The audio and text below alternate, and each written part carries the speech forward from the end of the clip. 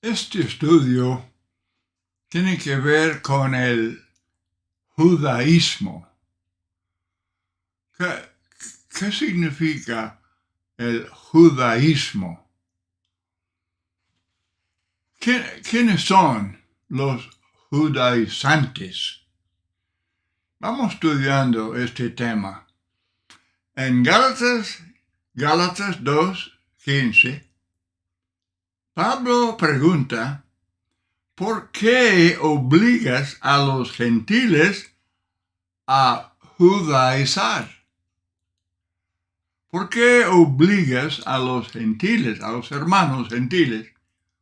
Él se dirige a los hermanos judíos que querían judaizar, querían imponer la ley de Moisés sobre los hermanos gentiles. Y Pablo los resiste.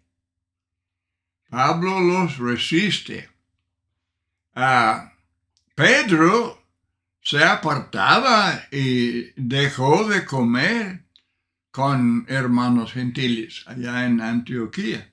Pablo le dice que su conducta indicaba que él apoyaba la doctrina falsa de algunos hermanos judaizantes, de que si no os circuncidáis conforme al rito de Moisés, no podéis ser salvos.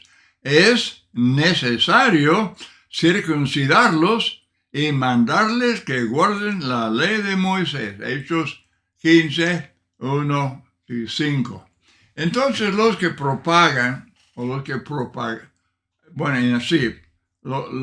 del tiempo de Pablo y Pedro en el libro de Hechos, leemos de esto, los que propagan esta falsa doctrina, ellos enseñaban en efecto que el Evangelio no es completo. El Evangelio no es perfecto y que el Evangelio solo no salva. Dice Pablo en Romanos 1:16, no me avergüenzo del Evangelio porque es poder de Dios para salvación a todo el que cree, al judío primeramente y también al griego. El Evangelio, sin judaizar, sin imponer la ley de Moisés. Pero el judaizante enseñaba y enseña que el Evangelio, el poder de Dios para salvar, no es perfecto, no es completo, no es adecuado para salvar. Más bien, el judaizante enseña que es necesario agregarle algo de la ley de Moisés para completar el Evangelio, para completar el Nuevo Testamento. Decían enfáticamente, si no os circuncidáis, no podéis ser salvos. Bueno, al leer la carta de Pablo a las iglesias de Galacia es obvio que él describe este error, Gálatas 1:6, como un evangelio diferente, que no salva. Y dice, maldito el que predique otro evangelio. Pero la circuncisión no es la única cosa que los judaizantes quieren agregar al plan de Dios. Vamos comenzando con la música instrumental en el culto. Efesios 1:1, Pablo, apóstol de Jesucristo, por la voluntad de Dios, a los santos y fieles en Cristo Jesús que están en Éfeso. A esta iglesia, él dice en capítulo 5, versos 18-19, no os embriaguéis con vino, en lo cual hay disolución, antes bien sed llenos del Espíritu, hablando entre vosotros con salmos, con himnos y cánticos espirituales, cantando y alabando al Señor en vuestros corazones. Ahí están los instrumentos, los corazones. Cantar, alabar. Colosenses 1:2, a los santos y fieles hermanos en Cristo que están en Colosas. Él dice en Colosenses 3:16, la palabra de Cristo more en abundancia en vosotros, enseñándoos y exhortándoos unos a otros en toda sabiduría. ¿Cómo? Exhortar, enseñar y exhortar. ¿Cómo? Cantando con gracia en vuestros corazones al Señor, con salmos e himnos y cánticos espirituales. Sin duda, el Señor quiere que la iglesia de Cristo, la iglesia que Cristo edificó, la iglesia que Él compró con su sangre, Hechos 20:28, quiere que la iglesia adore a Dios cantando salmos, himnos y cánticos. Este es el culto perfecto. Este es el culto de adorar en espíritu y en verdad. Es lo que el Espíritu Santo enseña. Es precisamente lo que Dios quiere, lo que le agrada. Pero el mundo religioso, comenzando con los católicos y todos los evangélicos, la mayoría de las religiones que profesan ser cristianas son judaizantes. Oh, hermano, ¿por qué dice eso? ¿Por qué les acusa de ser judaizantes? Bueno, escuche. Creen que deberían perfeccionar el culto a Dios en la iglesia usando instrumentos de música, agregar instrumentos de música como los judíos en el primer siglo querían agregar a la circuncisión, la misma cosa. Es la misma cosa, son judaizantes. Creen que tienen que perfeccionar el culto con instrumentos. Dicen que los instrumentos ayudan, enriquecen y son hacia el culto completo. Bueno, Dios dice en Isaías 55:8 y 9 que mis pensamientos no son vuestros pensamientos. Mis caminos no son vuestros caminos. ¿Por qué digo judaizantes con respecto al uso de instrumentos musicales? Ok. Segundo libro de Crónicas, capítulo 29, los versículos del 25 al 28. Puso también levitas en la casa de Jehová con címbalos, salterios, arpas, conforme al mandamiento de David, de Gad, vidente del rey, y del profeta Natán, porque aquel mandamiento procedía de Jehová por medio de sus profetas. Y los levitas estaban con los instrumentos de David y los sacerdotes con trompetas. Entonces mandó Ezequías sacrificar el holocausto en el altar, y cuando comenzó el holocausto, comenzó también el cántico de Jehová con las trompetas y los instrumentos de David, rey de Israel. Y toda la multitud adoraba, y los cantores cantaban, y los trompeteros sonaban las trompetas. Todo eso duró hasta consumirse el holocausto. Y este culto era de Dios, y era culto que le agradaba bajo la ley de Moisés. Pero Dios no ordena, no enseña tal cosa para la iglesia.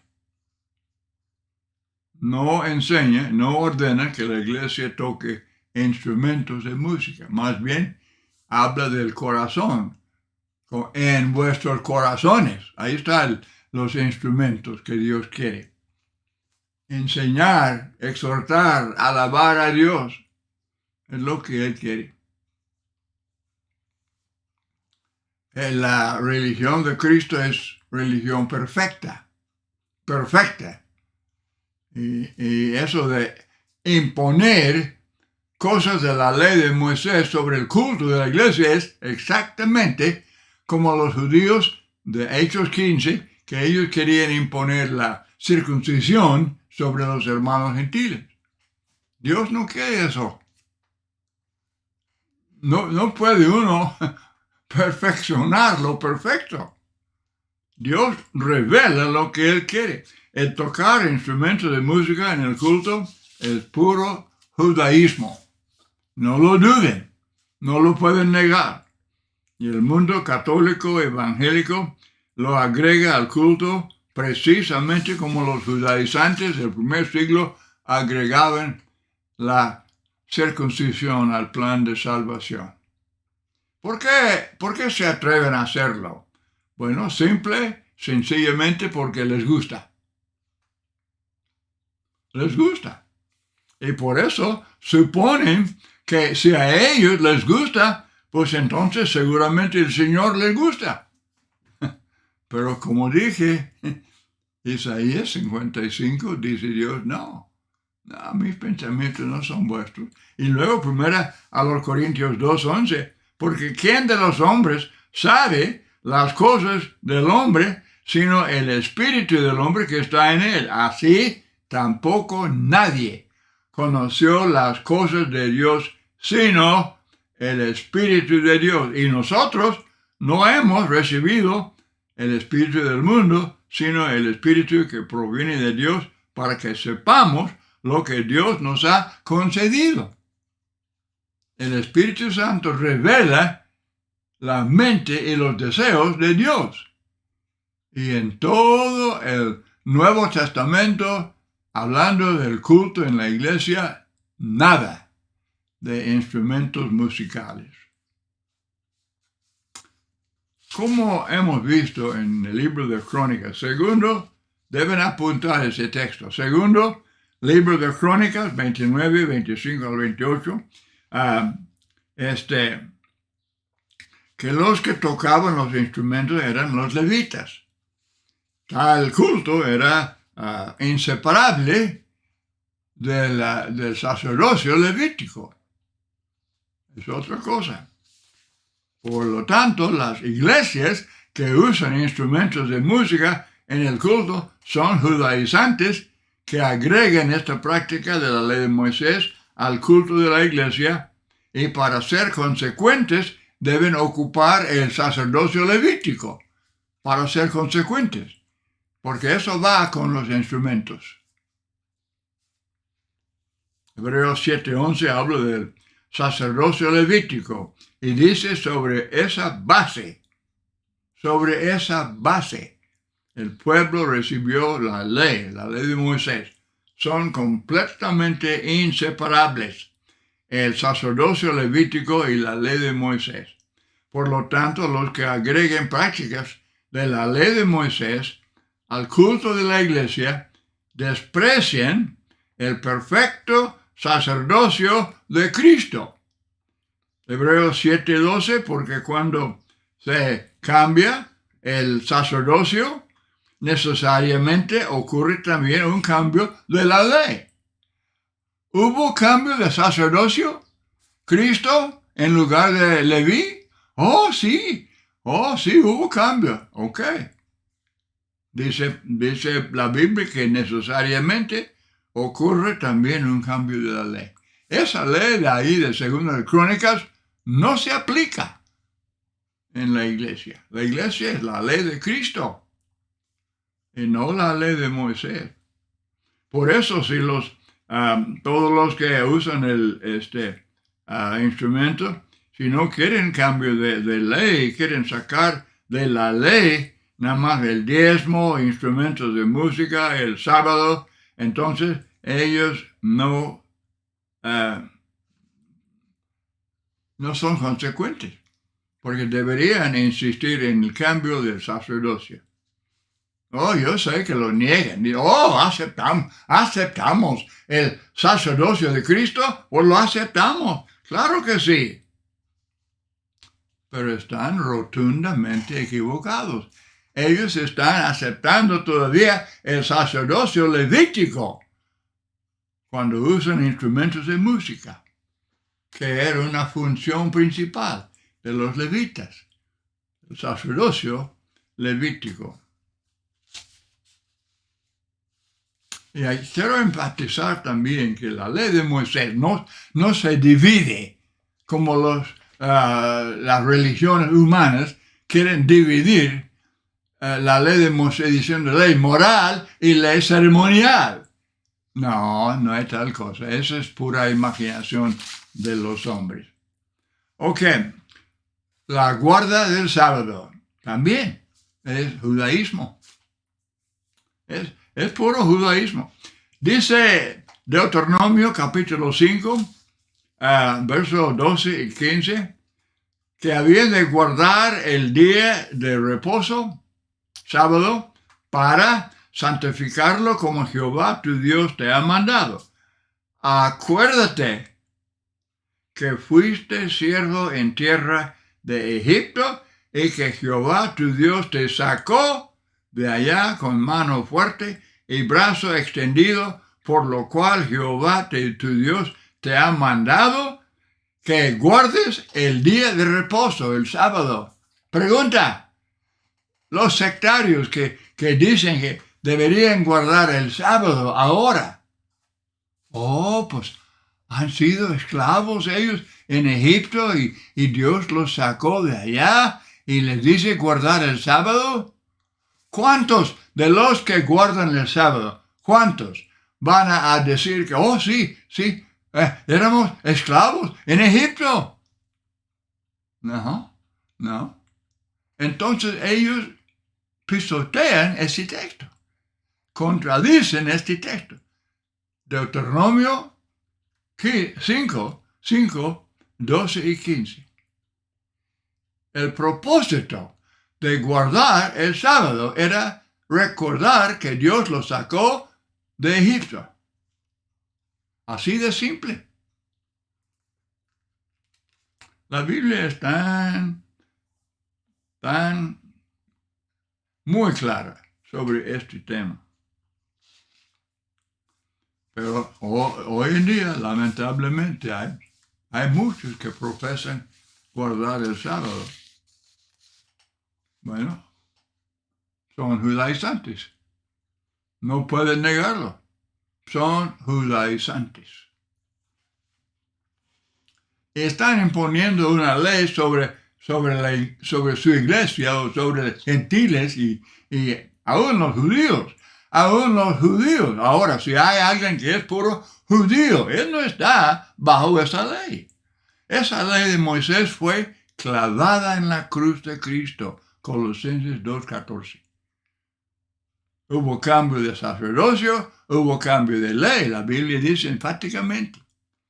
Así es que ni siquiera los judíos ahora están bajo la ley de Moisés, mucho menos los que no son judíos. Pero él imponer la ley de Moisés, cualquier ley de Moisés sobre su iglesia, es judaizar. Bueno, pues la iglesia, si es de los hombres la establecen y su gobierno es humano y el culto es humano y todo es de ellos, pues pueden guardar el martes si gustan. La iglesia es de ellos. La iglesia no es de Cristo, no es de Dios, es de ellos.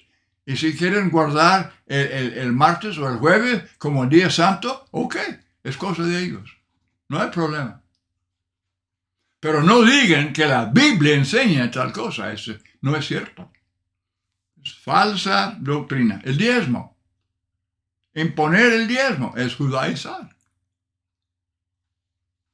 Hermano, no, pues el diezmo es muy importante, el diezmo. Es muy importante que la gente respete la enseñanza de la Biblia sobre esa es la ley de Moisés. Los israelitas practicaban el diezmo en cuanto a todo.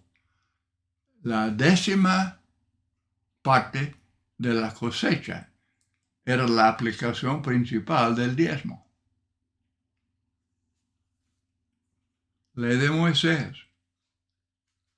Los líderes religiosos no están nada contentos con el plan de Dios, que es la ofrenda voluntaria. Es lo que Dios quiere. Él quiere el corazón. Diezmo, obviamente, es un impuesto. 10%. Es como el impuesto del gobierno. Los levitas eran el gobierno para el pueblo de Israel. Y ellos recibieron el diezmo de las demás tribus. Era impuesto, como en este país, el income tax. El income tax, el impuesto sobre los ingresos. Ley de Moisés. Y los que imponen el diezmo son judaizantes. No, pero es muy provechoso los pastores. Si exigen el diezmo, entonces tiene su salario garantizado. Ajá. Sí, ese es el motivo. Exactamente. Ellos no confían en la ofrenda. La ofrenda puede ser muy, muy variable, pero el diezmo es el impuesto. Muy bien. Entonces, Números 18:21. Números 18:21. He aquí, yo he dado a los hijos de Leví todos los diezmos en Israel por heredad, por su ministerio, por cuanto ellos sirven en el ministerio del tabernáculo de reunión. El diezmo no era ofrenda. No se puede llamar ofrenda. No se debe combinar con la ofrenda cuando se habla de las finanzas de la iglesia. Los sacerdotes eran de la tribu de Leví y aparte de ser sacerdotes, pues también eran maestros y músicos y magistrados y jueces. Era el gobierno del pueblo. El pueblo pagaba el diezmo para sostenerlos. En cuanto a lo que Dios dice para la iglesia, si alguien quiere estudiar acerca de la iglesia de Cristo, la única iglesia de la cual la Biblia habla, entonces primero a los Corintios 16:1 y 2, en cuanto a la ofrenda para los santos, haced vosotros también de la manera que ordené en las iglesias de Galacia, cada primer día de la semana, cada uno de vosotros ponga aparte algo según haya prosperado, guardándolo para que cuando yo llegue no se recojan entonces ofrendas. Este es el plan de Dios. Es exactamente lo que Dios quiere. ¿No quiere Dios el diezmo? No. Ahora, si alguien toma la decisión, desde luego, como cada quien ofrenda, como Dios le haya prosperado. Entonces, ¿qué tanto va a hacer? Bueno, obviamente va a ser algún porcentaje de todos sus ingresos. Pero no es ley el diezmo, porque esa es ley de Moisés. Otra cosa que hay que mencionar brevemente, tenemos poco tiempo, pero el reino de 1000 años, el reino milenario, reino terrenal, supuestamente cuando Cristo venga, Él va a establecer su reino terrenal, reinar por 1000 años desde Jerusalén.